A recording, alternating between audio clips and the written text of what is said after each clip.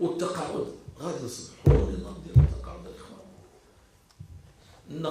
النقابات راه ماشي ما جاوش لانه وقع سوء التفاهم، ما كاين مشكل. حنا الحمد لله عاود تلاقينا، اتصلت بالسي مدير الاموي، اتصلت بالسي مخارق، وغادي نعاودوا نتلاقاو ان شاء الله الرحمن الرحيم وغنتذاكروا، ولكن حنا غنمشيو في الاصلاح ديال التقاعد.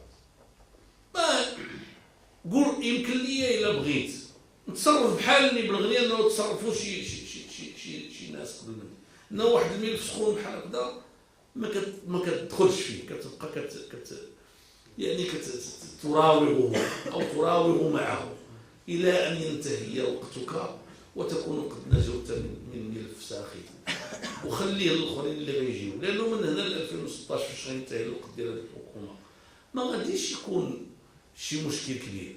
غتكون خاصه يعني واحد العدد ديال الملايير ديال الدرهم غتخاد من لي ريزيرف، ولكن سي لا فالونش يعني من بعد الا ما درنا والو في 2021 غينتهي كل شيء.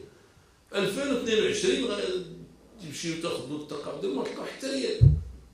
انا تنعتقد ماشي ابدا يعني من الشهامه انه، وانا نقول لكم هذا الكلام ماشي انا قلته، قال وزير الماليه الحالي قال النقابه ديال السي محمد يتيم لان شاركت معنا في الحوار، قال لهم انا يمكن لي ما نديرش هذا الاصلاح وسهل عليا وما نخسر والو، غياخذ لي ريزيرف. قال لهم لا غندير هذا الاصلاح، غادي نديروه ان شاء الله الرحمن الرحيم. وانا تنقول لكم من هنا ل 2015 وكان المفروض نكونوا ساليناه هذا العام، بحيث ما عمرنا نقيسوا لي ريزيرف. دابا هذا العام يمكن نقيسوا لي ريزيرف ولكن بواحد القدر محدود جدا،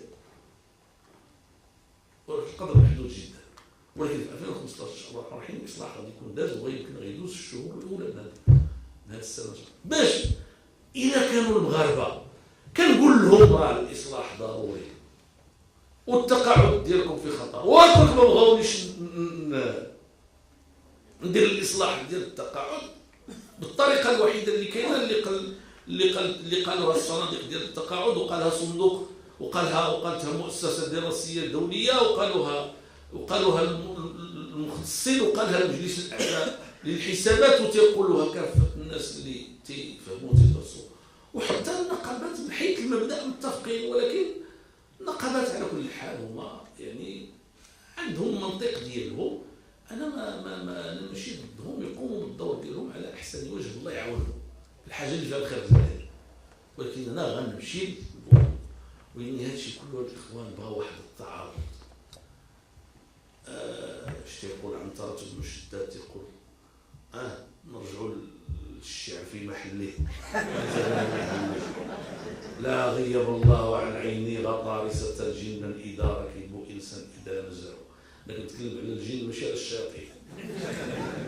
لا غيب الله عن عيني غطارسة جنا إذا ركبوا إنسان إذا نزلوا.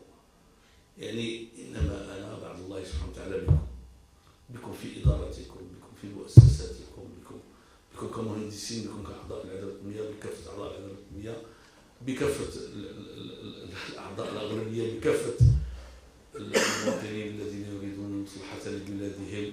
أعتقد أننا سننتصر إن شاء الله الرحمن الرحيم. أرى أن الذين يخاصموننا يضيعون الوقت، أرى أنهم مقاربتهم خاطئة، أرى أنهم ما لم يغيروا هذه المقاربات سيفشلون بإذن الله. لا بد من الصبر،